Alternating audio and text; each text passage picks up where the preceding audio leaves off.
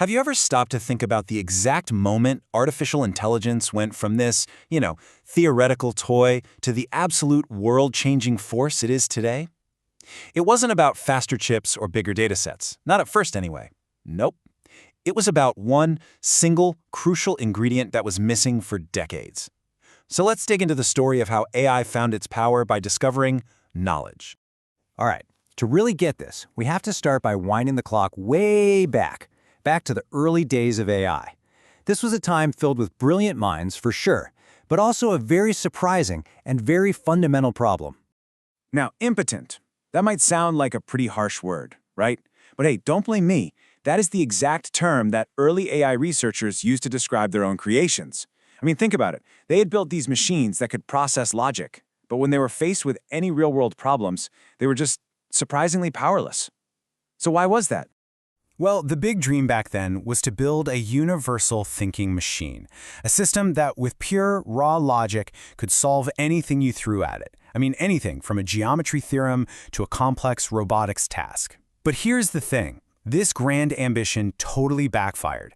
The systems were so general, they just lacked the specific understanding to solve anything meaningful. They had all the logic in the world, but zero wisdom.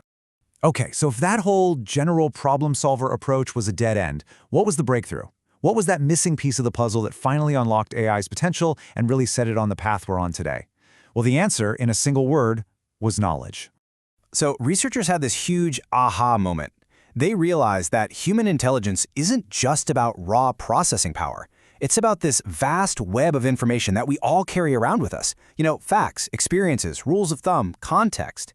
It's not just about knowing that something is true, but really understanding why it's true and how it connects to everything else. And this right here is the perfect way to understand the crucial difference between simple data and true knowledge. Think about it like this.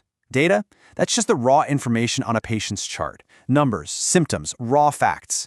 But knowledge, that's what a doctor brings to the table. It's the years and years of experience to look at that exact same data and see a pattern, make a diagnosis, and understand all the little nuances. That was the huge gap AI had to cross.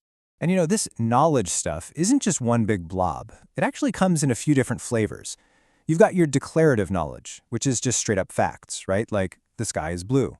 Then you've got procedural knowledge, which is the how-to stuff, like the actual steps to ride a bike. And maybe the most interesting of all is heuristics. That's the expert's intuition, the mechanic's gut feeling, the rules of thumb that help us solve problems when the path isn't totally clear. So armed with this incredible new understanding, the entire goal of AI research just shifted. They stopped trying to build a general thinker and started trying to build a specialist. They wanted to build an expert in a box. And this thinking gave birth to the knowledge-based system, which we often call an expert system. This was a completely new type of AI that didn't start from scratch. Oh no, it was built on a foundation of expert knowledge, carefully, painstakingly coded into the machine. This realization, back in the 1970s, was the true turning point for AI. And the way they designed this is actually pretty brilliant and, when you break it down, elegantly simple. You basically have two main parts. Over here, you've got the knowledge base. Think of that like the system's massive library, just filled with facts and rules taken from human experts. And on the other side, you have the inference engine. That's the brain of the operation, the part that actually uses that library to solve problems and draw new conclusions. But of course, coming up with the idea is one thing. Actually building it was a whole other story. Researchers had to solve four massive challenges. First off, representation. How do you even structure knowledge in a way a computer can understand? Second, organization. How do you arrange all that information so it can be found quickly? Third, manipulation. How does the machine actually use that knowledge to reason? And finally, the biggest bottleneck of all, acquisition. How in the world do you get all that precious knowledge out of a human expert's head and into the system in the first place?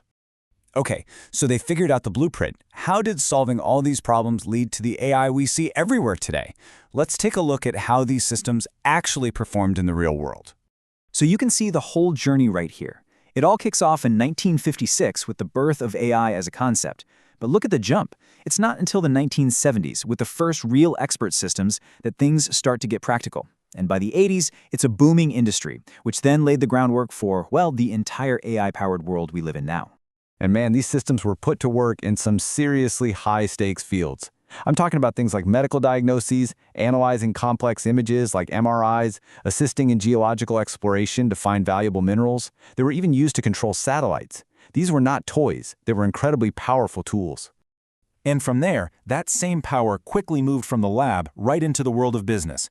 Companies started using expert systems to optimize their massive warehouses, to make split-second financial trades, and even to manage the crazy complex work schedules for tens of thousands of employees. All of a sudden, AI was a real competitive advantage. And today, well, the DNA of those early knowledge-based systems is literally everywhere. It's in the phone in your pocket. It's in the car in your driveway. Speech recognition, the computer vision that makes self-driving cars possible, the smart opponents in your video games, they all have their roots in this fundamental shift toward knowledge-powered AI.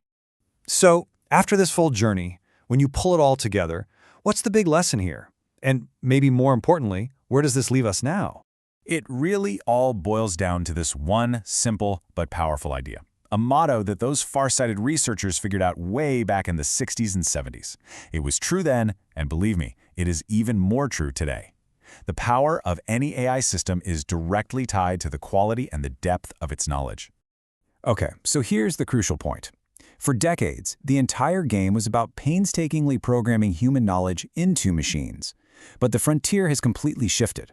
The ultimate goal now is for the machines to learn on their own, to acquire knowledge autonomously, without needing us to be the middlemen. And this leaves us with the single defining question for the next era of artificial intelligence. We started this whole journey by giving machines our knowledge to make them smart. So, what happens to our world when they no longer need our help to become even smarter?